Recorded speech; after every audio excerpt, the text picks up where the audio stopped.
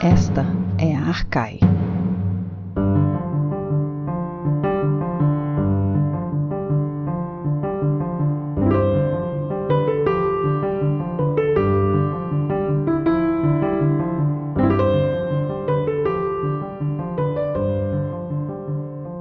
Olá, bem-vindas e bem-vindos a mais um episódio do Podcast Arcai.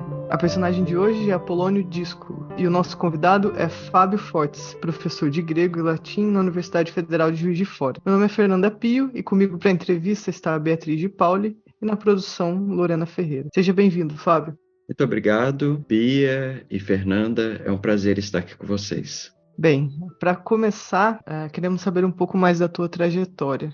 Nos diga como você chegou aos estudos clássicos. Desde antes de fazer a faculdade de letras, eu já me interessava por latim, porque eu gostava de música sacra e cantava no coral. Então eu sempre via o latim como uma língua misteriosa, uma língua interessante, muito pouco conhecida. Então, quando eu fiz faculdade de letras na UFJF, eu pude realizar o curso de graduação em latim. Entre as opções de línguas estrangeiras, eu logo me interessei pelo latim. E quando eu fui fazer o mestrado, eu já me via mais ou menos nesse caminho, então eu escolhi fazer também a minha especialização na pós-graduação na área de letras clássicas. Também pelo fato de que, embora eu sempre me interessasse por línguas estrangeiras, eu sempre achei mais instigante uma língua estrangeira clássica, porque eu não teria falante nativo para me corrigir. Maravilha, esse é um bom motivo para a gente estudar, né? Ô, Fábio, agora você tem graduação não só em letras, mas em filosofia também, né? Como é que se deu aí essa guinada, essa virada para a filosofia? É interessante você falar em termos de guinada ou virada, porque aparentemente pode parecer assim, mas na verdade eu sempre me interessei pela filosofia. Eu acho que o fato de estudar línguas clássicas também foi motivado um pouco pelo interesse que esse universo da filosofia clássica sempre despertou em mim. Quando eu fiz vestibular, eu hesitava entre filosofia e letras. Acabei optando por letras porque, sobretudo por uma questão pragmática, naquela ocasião a filosofia ainda não figurava oficialmente no ensino médio. Então, eu acabei pensando, assim, em termos de mercado de trabalho, o que é até um pouco irônico, porque no campo das letras eu também escolhi uma área que também não está no ensino médio, são as línguas clássicas. Então, eu sempre tive esse interesse. Quando eu fiz o mestrado, que o meu mestrado na Unicamp era sobre a obra dos gramáticos antigos, foi inevitável mergulhar também no campo da filosofia helenística, principalmente estoica. Então, eu sempre tive um pé na filosofia e nas letras. Quando eu entrei na UFJF para dar aula no departamento de letras clássicas, eu acabei acolhendo alunos da filosofia, da graduação, que vinham fazer latim ou grego conosco, e por uma demanda que na universidade existia pela criação de um programa de pós-graduação em filosofia, de cuja formulação eu participei, eu acabei buscando também uma formação, digamos assim, oficial em filosofia, para poder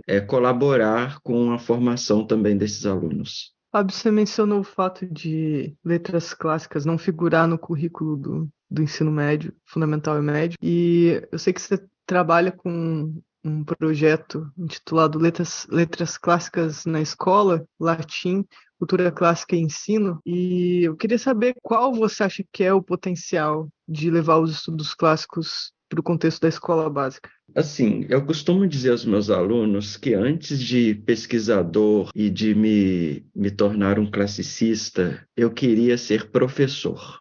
E o fato é que na minha trajetória acadêmica eu não tive a experiência de ensinar na escola básica. Eu acabei me especializando, fazendo concursos. Antes da FJF eu estive em outra universidade no Nordeste e não tive essa experiência de professor na escola básica. Só que o fato é que nós, na universidade, mesmo aqueles que atuam em áreas especializadas e teóricas, como é o nosso caso, nós estamos formando potencialmente professores. Então, eu sempre julguei que seria adequado que a gente também tivesse minimamente um contato com o ensino básico. Então, eu comecei a fazer esses projetos de letras clássicas na escola muito antes das atuais demandas que tornam obrigatória, inclusive, a interface da graduação com a extensão. Então eu sempre via nessas oportunidades, nessas ocasiões, uma oportunidade de poder também fazer essa ponte com a escola básica. Do ponto de vista específico das letras clássicas, eu acho que a exclusão dessas disciplinas da escola, que acontece numa época muito datada, muito precisa, né, que é justamente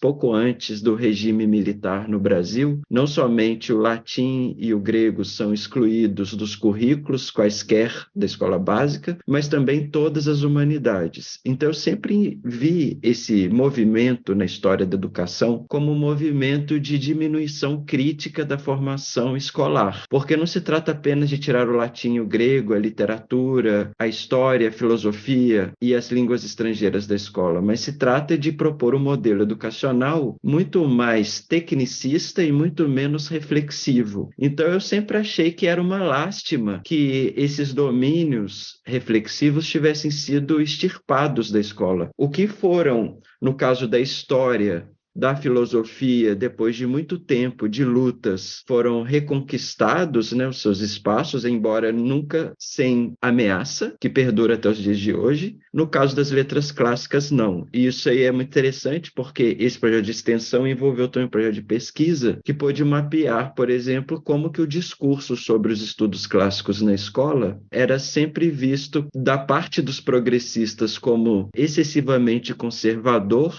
e da parte dos conservadores como excessivamente humanista. Então ninguém resgatou os estudos clássicos na escola porque não tinha aliados no debate político brasileiro das últimas décadas, sobretudo pós-democratização. Então eu acho que o espaço das letras clássicas nas escolas, que vem se insinuando até como uma atitude de resistência da parte dos classicistas brasileiros, profissionais e universitários, é uma iniciativa louvável e que deve ser fomentada, embora ainda represente iniciativas muito isoladas no Brasil.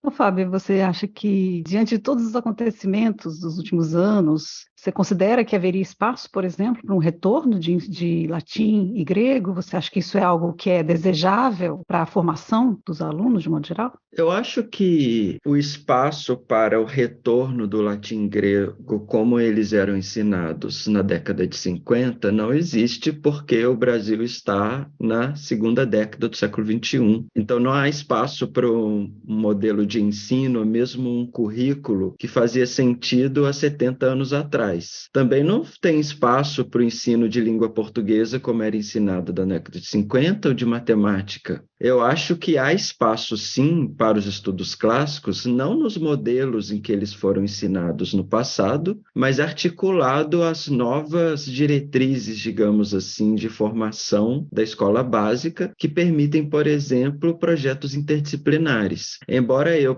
pessoalmente, não seja um grande entusiasta do modo de implementação do chamado novo ensino médio, eu acho, por outro lado, que a matriz e a justificação racional que está na base do novo ensino médio não precisa ser jogada fora. Eu acho que ela pode, por exemplo, permitir percursos formativos absolutamente inesperados e inovadores, dentro dos quais, por exemplo, por que não, o ensino de cultura clássica e mesmo de línguas clássicas poderia estar inserido. No atual projeto de pesquisa que eu venho desenvolvendo, por exemplo, que não é especificamente sobre ensino de línguas ou literaturas, mas de filosofia clássica, em torno da República de Platão, eu tenho visto no ensino médio com os meus bolsistas, por exemplo, um espaço muito produtivo justamente naquelas disciplinas eletivas do ensino médio. Então, isso, no caso, tem sido um fator que tem sido muito positivo para esse tipo de desenvolvimento. Acho que depende também muito da mentalidade do gestor escolar, do diretor da escola, depende muito da maneira como cada escola encara ou pode ver essa, digamos assim, retórica dos projetos de extensão da universidade naquele espaço não universitário. Fábio, muito bom ouvir sobre a tua trajetória e sobre os teus temas de interesse. Agora vamos fazer um intervalo para voltar e falar sobre a nossa personagem de hoje, que é Apolônio Disco. Até já.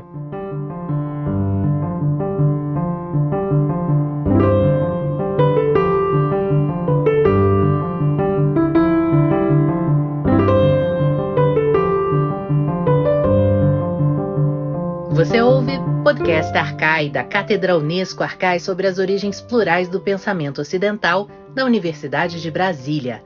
Assine nosso conteúdo no lugar em que costuma ouvir seus podcasts. Fique por dentro de tudo que rola na cátedra em arcai.nb.br e nas redes sociais @arcaionb. E lembre-se, Arcai é com CH.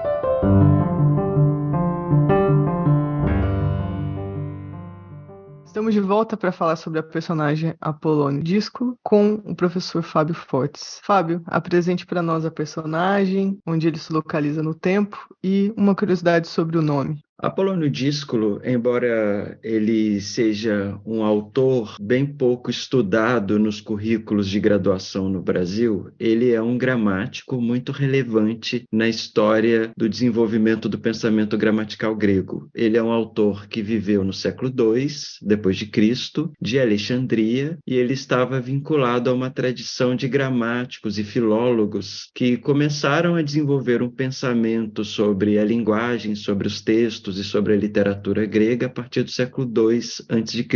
Ele é uma espécie de culminância desse processo.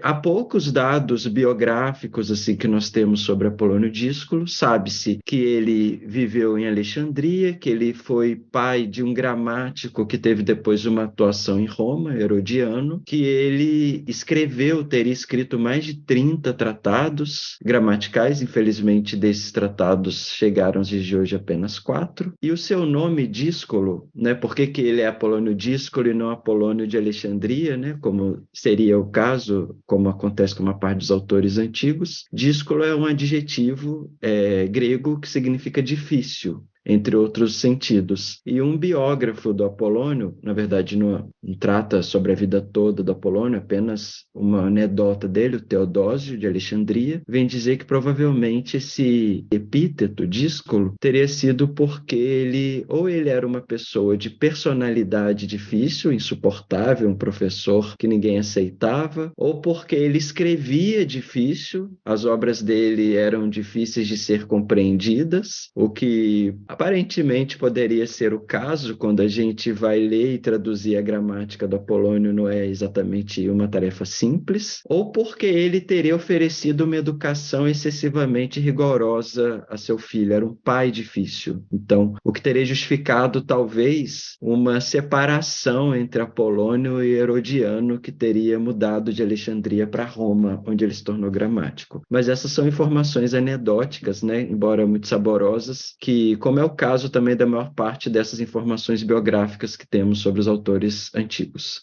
Fábio, e essa figura difícil, seja em que sentido for que se aplique esse difícil, você falou que ele escreveu tratados de gramática, certo? No século II depois de Cristo. E como que aparece descrita, digamos assim, a língua grega nesses tratados? Isso é uma pergunta interessante, porque quando a gente fala em gramática, geralmente a gente traz a noção moderna de gramática, que é um discurso teórico sobre as línguas e, sobretudo, como as línguas funcionam num dado tempo, especialmente no tempo coetâneo àquele que escreve a gramática ou estuda essa gramática. No caso da gramática antiga, o objetivo desse gênero literário, técnico literário, não era necessariamente ou precisamente oferecer uma descrição do estado atual da língua grega. O gramático, ele era um pensador que estava debruçado muito mais sobre os textos e diante da tarefa de edição, de comentário, de crítica desses textos, que eram textos literários, na sua maior parte. Então, ele está pensando no ideal de língua, que é um ideal do passado. Então, o grego que está na gramática do Apolônio, nos textos gramaticais do Apolônio, é essencialmente um grego que aparece nos autores que escreveram poesia e prosa já havia muitos séculos antes do próprio Apolônio, a começar por Homero. Então, é um problema porque você tem o grego, que é efetivamente a língua usada e conhecida para comunicação, para interação, para escrita e para o ensino da época da Polônia, no período alexandrino, século II depois de Cristo, mas você tem a língua objeto dele, que é uma língua literária do passado. Então, como que o grego aparece? Isso é um problema teórico na gramática antiga, porque até mesmo o grego que aparece nessa tradição literária do passado, não é ele próprio uniforme. Como nós sabemos, existem dialetos e existem gêneros literários que, por vezes, exemplificam formas de língua grega bastante distintas entre si. E mesmo dentro de um mesmo autor, como é o caso de Homero ou Píndaro, você vai ter lições que evidenciam, por exemplo, construções gramaticais diversas dentro do mesmo autor, às vezes até mesmo dentro do mesmo texto. Então, o gramático ele vai ser uma espécie de mágico, porque ele vai pegar essa diversidade de textos do passado e de expressões da língua grega do passado para tentar construir um modelo de língua que possa se aplicar a todos eles e que será usado como critério de referência de todos aqueles que estudam a literatura antiga. Ô, Fábio, nesse sentido, teria um caráter prescritivo essa gramática?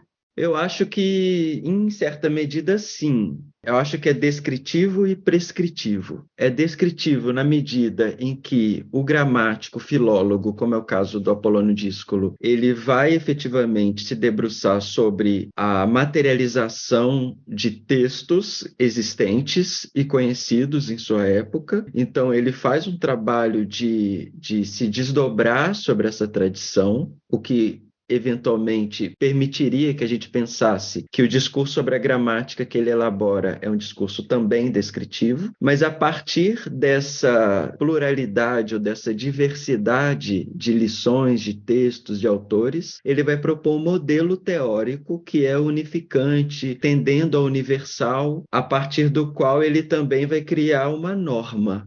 E aí, nesse sentido, a norma ela é prescritiva, mas não necessariamente para quem vai escrever em grego, mas, sobretudo, para quem está trabalhando com edições de textos gregos. Então, a norma é usada como um critério para o próprio filólogo, em primeiro lugar. Quando ele tem, por exemplo, uma distinção de lição entre um verso, digamos, de Alceu, que aparece em 2 manuscritos, com construções gramaticais diversas, esse filólogo vai recorrer a essa norma construída pelo gramático para poder, no final, bater o martelo qual seria o texto mais correto a ser editado. Fábio, o Apolônio foi provavelmente o primeiro autor de uma obra sobre sintaxe do grego. O que essa obra traz de novidade para a época e o que essa obra significa? A obra Perissintaxios do Apolônio Díscolo, ela é um divisor de águas na história do pensamento gramatical antigo, porque ela representa uma espécie de síntese entre 2 tradições de reflexão sobre a linguagem que não estavam propriamente unidas até então, quais sejam a tradição filológica, que é essa sobre a qual há pouco eu falava, que é o filólogo que se debruça sobre esses vários manuscritos e precisa, de certo modo, uniformizá-los, reconstruí-los, divulgá-los, preservá-los e comentá-los. E uma outra tradição, que é uma tradição que a gente poderia aqui chamar de forma ligeira lógica, que é oriunda das reflexões platônico-aristotélicas estoicas sobre a partição do logos, e que vai enveredar numa reflexão sobre as partes do discurso e as partes da oração. Então, Perissintaxios, em primeiro lugar, é inovador porque ele começa a fazer uma espécie de fusão entre 2 tradições de reflexão sobre a linguagem. Em segundo lugar, ele é também inovador porque ele vai além do trabalho que posteriormente seria feito pelos gramáticos de descrição das partes do discurso. Apolônio Díscolo também teria feito isso. Chega aos nossos dias, por exemplo, um trabalho sobre os advérbios e um trabalho sobre as conjunções. E provavelmente Apolônio Díscolo teria escrito também um tratado sobre verbos, um tratado sobre pronomes e sobre as outras partes do discurso. Mas ele dá um passo além, né? O que os historiógrafos da linguística chamam de démarche investigativa, né? Ele vai estudar também as relações entre essas partes, que é justamente a sintaxis, ou a construção, ou a disposição dessas partes dentro da oração. Então, isso, que é a sintaxe propriamente dita, é absolutamente inovador no pensamento gramatical antigo. A gente, obviamente, poderia identificar, sim, elementos que supõem ou já trazem de forma embrionária reflexões que hoje chamaríamos de sintática, mas um tratado sobre as relações das palavras no âmbito da frase, muito provavelmente pela primeira vez é realizado por Apolônio nesse tratado. Ô, Fábio, e quão devedoras são as nossas gramáticas atuais desse pensamento, dessas proposições do Apolônio?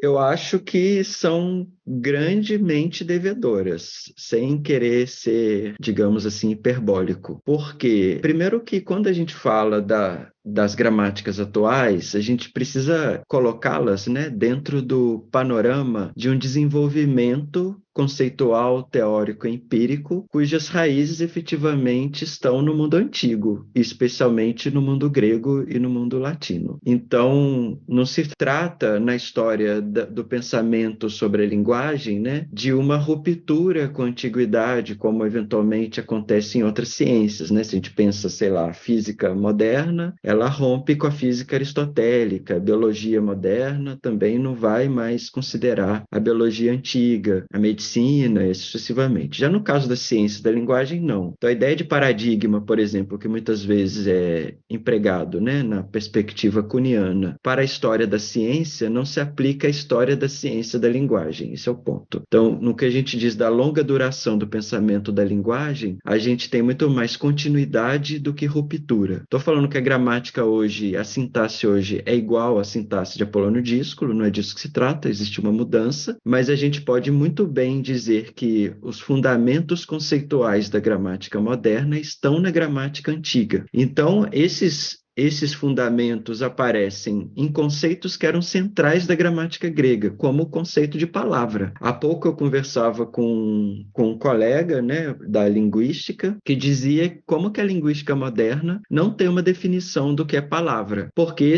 toma isso como um dado que já vem desde a antiguidade, por exemplo. Isso vale também para o conceito de sintaxe. Então, muito embora eu diria que não haja uma relação direta entre a gramática moderna e língua portuguesa e a gramática e a sintaxe do Apolônio Díscolo, mas existe uma tradição que vai ter também como parte importante uma gramática de um latino tardio, antigo tardio, chamado Prisciano, né, que vai transpor, digamos assim, para o latim, justamente esse tratado de sintaxe apoloniano no século VI depois de Cristo. O Prisciano de Cesareia, que vai escrever em latim dizendo estar traduzindo o Apolônio Díscolo, efetivamente não é bem isso que ele faz. Ele vai ser o fundamento, digamos assim, do pensamento gramatical medieval e vai chegar até na construção das gramáticas vernaculares modernas. É muito fácil a gente rastrear essa genealogia conceitual do pensamento gramatical contemporâneo até Apolônio Díscolo.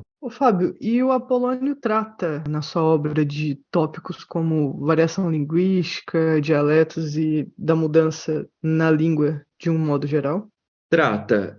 Isso eu acho um aspecto muito interessante, realmente, do que a gente encontra na gramática antiga e, particularmente, em Apolônio Díscolo. Muito embora esses autores tenham sido muito injustamente vistos pelos linguistas do século XX como autores conservadores ou como autores que desconsideravam a língua real ou a língua falada, porque muitas vezes isso aí é muito fácil da gente ver em manuais da linguística do século passado. A partir do próprio curso de Linguística Geral do Saussure, a gente vê esse tipo de argumento, que esses textos, né, da linguística não se detiveram efetivamente sobre esses autores na sua riqueza e na sua complexidade. Quando os classicistas, né, começam a se deparar com esses corpora e o estudo dos gramáticos, ele de fato fato começa a florescer, já informado pela historiografia da linguística nas últimas décadas no mundo, né? Não somente no Brasil, nós vemos que, muito pelo contrário, o que está ali é um painel de uma riqueza e de uma diversidade linguística muito grande. Então, o Apolônio Díscolo, por exemplo, ele vai se deparar com questões empíricas da língua grega que dizem respeito à existência de dialetos gregos. Porque, como eu falei há pouco, o objeto era a construção de uma espécie de ideal, de norma universal sobre a linguagem. Mas como que eu vou construir um universal sobre a linguagem, e aqui, entre aspas, universal, sendo que a língua grega ela é essencialmente diversa, sendo que ela é diversa não somente no que diz respeito a essa tradição literária, dialetal, e que dividia muitas vezes o dialeto pelo gênero literário, mas também diversa geograficamente na época do Apolônio Díscolo. Ele está em Alexandria. Certamente o grego conhecido em Alexandria não é o mesmo grego falado em Atenas na época dele, ou em Rhodes, ou em outros lugares. Então, há uma diversidade muito grande. Então, esses autores pensam, avant la lettre, temas que seriam trazidos como inovações da linguística na década de 60, por um linguista como Labov, ou pelos sociolinguistas que vão crer terem descoberto o princípio da variedade linguística, da mudança linguística ou da variação linguística. Na verdade, todos esses temas já estão sendo discutidos teoricamente pelos gramáticos antigos, de modo que a leitura e o estudo dessas gramáticas se revela muito mais atual do que supunha a tradição de estudos da linguística do século XX. Muito interessante, Fábio, muito produtivo poder pensar, né, todas essas questões. Foi um prazer conversar com você, saber mais sobre o seu trabalho, saber mais sobre Apolônio Díscolo, conversar, refletir sobre gramática, né, antiga e moderna. Agradeço muito a sua participação e se você quiser indicar algum lugar em que as pessoas possam encontrar você, nas redes, os seus trabalhos, fica à vontade. Eu que agradeço pela oportunidade de falar aqui com vocês do podcast. Eu gostaria, inclusive, de dizer que essa é uma iniciativa muito importante para nós, da área de estudos clássicos no Brasil, que tem permitido até mesmo a iniciação de muitos estudantes a autores que muitas vezes não são conhecidos, né? Então, para mim é uma grande honra poder participar desse podcast. Para aqueles que se interessam sobre o estudo das gramáticas antigas, eu mantenho, né, um perfil no academia.edu, onde eu coloco e publico sempre todas as minhas publicações, os artigos. Eu já escrevi bastante sobre esses temas da gramática antiga e mantenho também o interesse na orientação desse tipo de tema no programa de pós-graduação em Linguística da UFJF, dentro do qual, no abrigo da linha de Linguagem e Humanidades, nós mantemos esse núcleo de filosofia e de história do pensamento linguístico. Muito obrigado. Obrigada, Fábio, e até a próxima.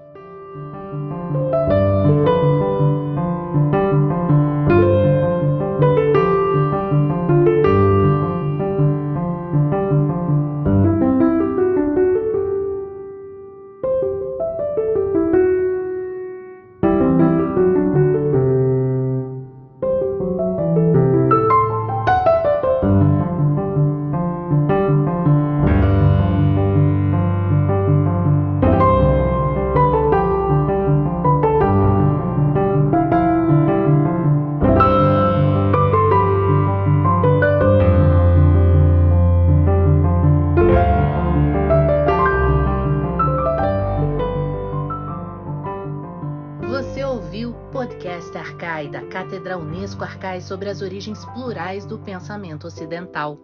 Produção: Ariadne Coelho, Arthur Sobreira, Beatriz De Pauli, Fernanda Pio, Flávia Amaral, Gabriele Cornelli e Lorena Ferreira. Locução: Marcela Diniz. Trilha de Dan Bodan. A Cátedra Unesco Arcai integra o programa de pós-graduação em Metafísica da Universidade de Brasília. Acompanhe nossas atividades em arcai.unb.br e nos siga nas redes sociais. Até a próxima!